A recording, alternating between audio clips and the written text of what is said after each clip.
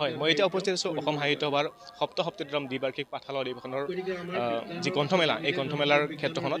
আৰু ইতিমধ্যে আমি দেখিবলৈ পাইছোঁ যে সৰস্বতী পূজা উপলক্ষে আজি বহুখিনি ছাত্ৰ ছাত্ৰীৰ লগতে অভিভাৱকসকল ইয়াত উপস্থিত হৈছেহি। লগতে আমাৰ অসমৰ জ্যেষ্ঠ মন্ত্ৰী ৰঞ্জিত কুমাৰ দাস ডাঙৰীয়া ইয়াত উপস্থিত হৈছে। আজি বিশেষকৈ মই গ্ৰন্থমেলাত এইকাৰণে আহিছোঁ যে আজি যিহেতু সৰস্বতী পূজা, মই ভাবোঁ যে সৰস্বতী পূজাকটো আমি ভক্তি নিবেদিছোৱে। মই ভাবোঁ আজিৰ দিনত যদি আমি গ্ৰন্থ কিনিব পাৰোঁ, মই ভাবোঁ এইটো আচলতে প্ৰকৃত মা সৰস্বতীৰ প্ৰতি মানে অৰ্ঘ্য আগবঢ়োৱাৰ দৰে হয়। সেইকাৰণে আজি কেইখনমান গ্ৰন্থ কিনিছোঁ।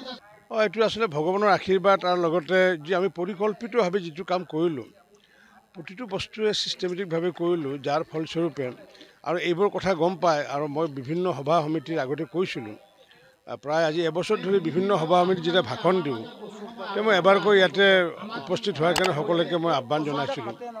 আৰু প্ৰস্তুতিৰ কথাবোৰ যেতিয়া লাহে লাহে গম পোৱা হ'ল, যাৰ কাৰণে মানুহ লোকেল হৈছে। প্ৰথম কথা হৈছে কি, যে বিজ্ঞান মেলাই এটা যি আকৰ্ষণ আনিবলৈ পাৰিছে, আৰু সেই আকৰ্ষণৰ লগতে আমাৰ সাংস্কৃতিক শোভাযাত্ৰাই হওক বা আমাৰ স্মৃতিগ্ৰন্থই হওক, কবি সন্মিলনেই হওক, জনগোষ্ঠীয় সন্মিলনেই হওক, জনগোষ্ঠীয় সন্মিলন 4 ঘণ্টাকৈ অনুষ্ঠিত কৰে, আমি 4 দিনীয়াকৈ, কবি সন্মিলন 4 ঘণ্টাকৈ কৰে, আমি 4 দিনীয়াকৈ।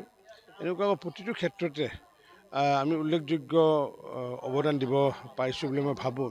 এটা কথা উল্লেখ কৰিব লাগিব যে অসম সাহিত্য সভাৰ এই সপ্তম দ্বিবাৰ্ষিক পাঠশালা অধিৱেশনত যি গ্ৰন্থমেলা, এই গ্ৰন্থমেলাত আমি 200ৰো অধিক গ্ৰন্থ বিপণী দেখিবলৈ পাইছোঁ, যাৰ পৰিপ্ৰেক্ষিতত ছাত্ৰ ছাত্ৰীসকলৰ জ্ঞান আহৰণৰ এক বিশেষভাৱে সুবিধা লাভ কৰিছে।